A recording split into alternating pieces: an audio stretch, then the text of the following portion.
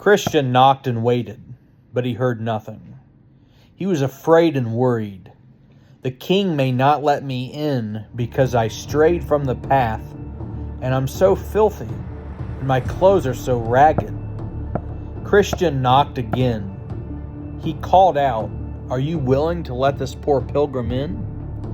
At last, Goodwill opened the door. "I am willing, with all my heart." Just then several arrows flew through the air. Goodwill grabbed Christian by the shirt and pulled him inside the gate. Goodwill told him about a nearby castle set up by Lord Beelzebub. "He hates the king and despises little pilgrims," Goodwill said. "He does all he can to stop them from entering the narrow gate." Christian heard a thud as more arrows hit the door, where he'd just been standing. Goodwill showed Christian the straight and narrow path. "This is the way to the celestial city.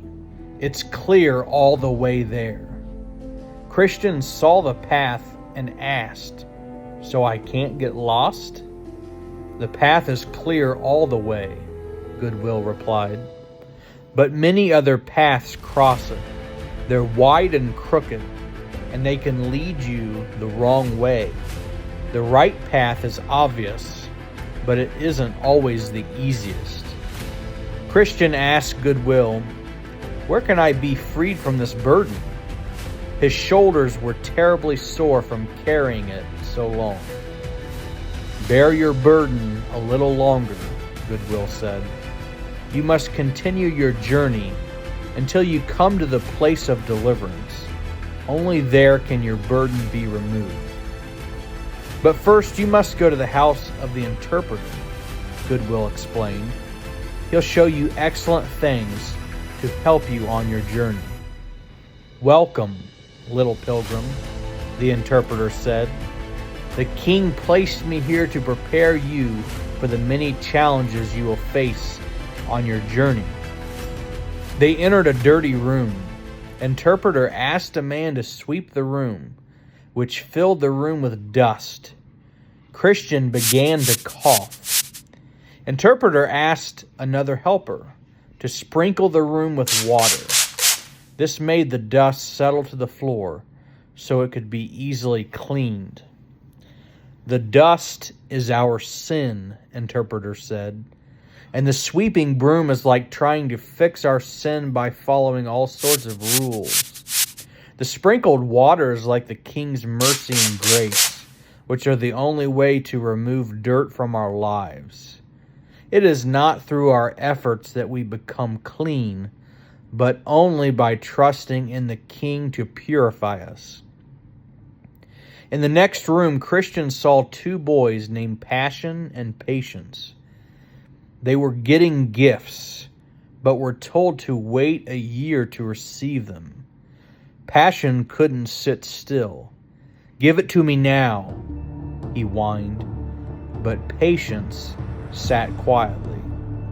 Passion finally got his gifts, but they were soon broken. Patience waited happily and was given gifts that can never break. Interpreter explained, "Passion is like people who want everything now.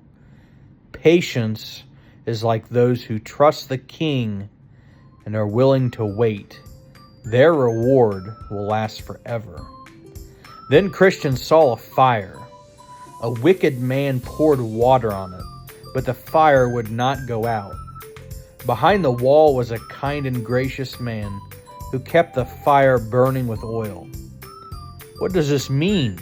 Christian asked. "The fire," said interpreter, "is like the love pilgrims have for the king." And he said, "The man pouring water is like Lord Beelzebub, who always tries to hinder pilgrims. But the man pouring oil is like the king's son, who helps pilgrims on their journey." Interpreter took Christian to one last room, which opened up to show a castle guarded by soldiers. Some people were afraid to enter, but one man ran forward with all of his might attacking the guards with his sword. When he reached the palace gates, the angels above called out in their sweet voices, "Come in, come in, eternal glory you shall win." Christian said, "I know the meaning of this. Many people want to enter the celestial city, but they fear what it may cost them, so they stay back. Only those who go on in faith and perseverance will arrive."